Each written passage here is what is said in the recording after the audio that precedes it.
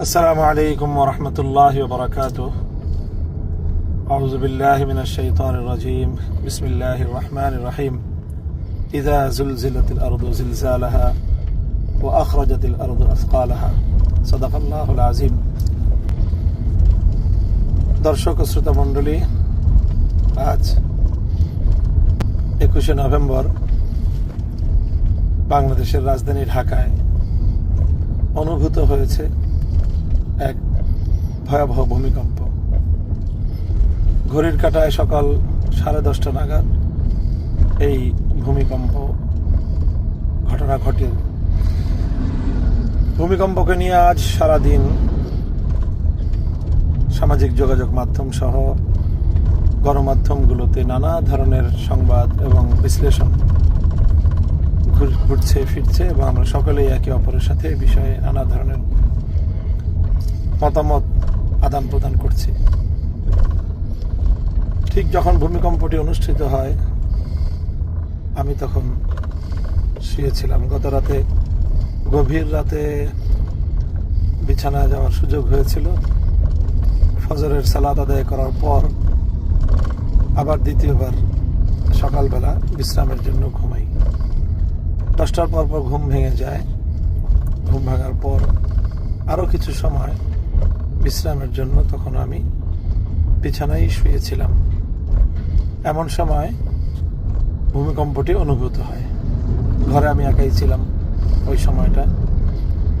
ভূমিকম্পটা অনুভূত হওয়ার সময় আমি ঠিক তৎক্ষণাৎ অনুভব করে আমি খুব বেশি একটা আলহামদুলিল্লাহ আতঙ্কিত হইনি।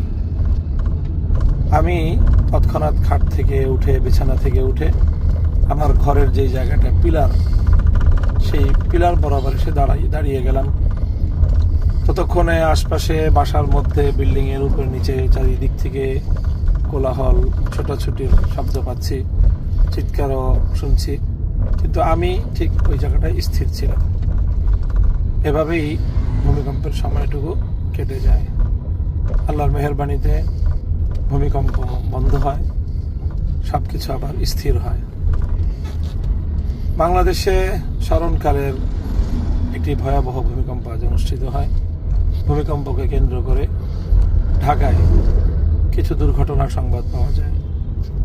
কিছু দেয়াল ভেঙে, কিছু রেলিং হেলে পড়ে এখানে কয়েকজন মানুষের প্রাণহানি ঘটে।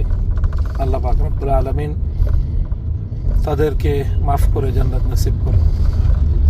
ভূমিকম্পের সময় সংঘটিত আরও কিছু ঘটনা সামাজিক যোগাযোগ মাধ্যমে ছড়িয়ে পড়েছে। সকলে আমরা সেগুলো দেখেছি। ভূমিকম্প চলমান সময় মানুষের কার কি প্রতিক্রিয়া হয় সেগুলো আমরা দেখেছি।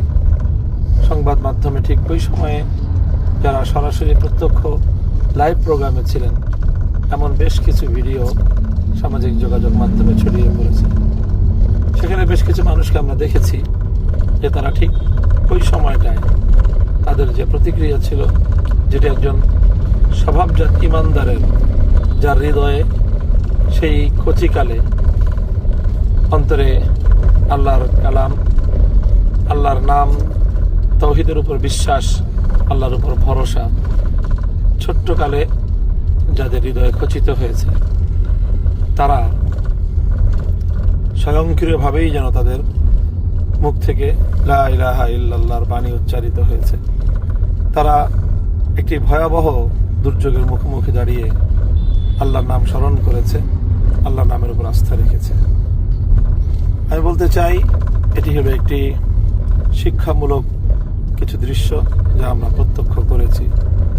আল্লাহ পাক রব্বুল আলামিন আমাদের দেশকে, আমাদের জাতিকে এই জাতীয় যে কোনো দুর্যোগ দুর্বিপাক থেকে রক্ষা করুন। যে কোনো পরিস্থিতিতেই আমাদের সর্বশেষ করণীয় সেটি হলো যে আমরা আল্লাহর উপর আস্থা রাখব, বিশ্বাস রাখব। মনে রাখতে হবে আমাদের এই জীবনটা এমনই খেলনার মতো। জীবনটা খুবই অনিশ্চিত, অনেকটাই যেমন কচু পাতার উপর পানির বিন্দু।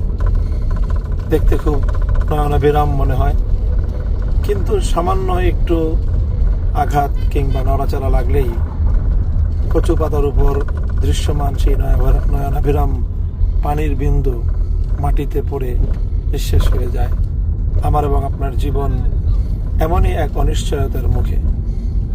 দেখতে নয়নাভিরাম, স্বপ্নগুলো সুন্দর, বিশাল বিশাল আমাদের দুনিয়াকে কেন্দ্র করে আসা, কিন্তু হঠাৎ জীবনের এক ধাক্কায় একটি নাড়াচাড়ার মধ্য দিয়েই আমাদের এই নয়নাভিরাম সুদৃশ্য এই জীবনের পরিসমাপ্তি ঘটবে। আমরা কি তখন প্রস্তুত পরবর্তী জীবনের জন্য? আসসালামু আলাইকুম।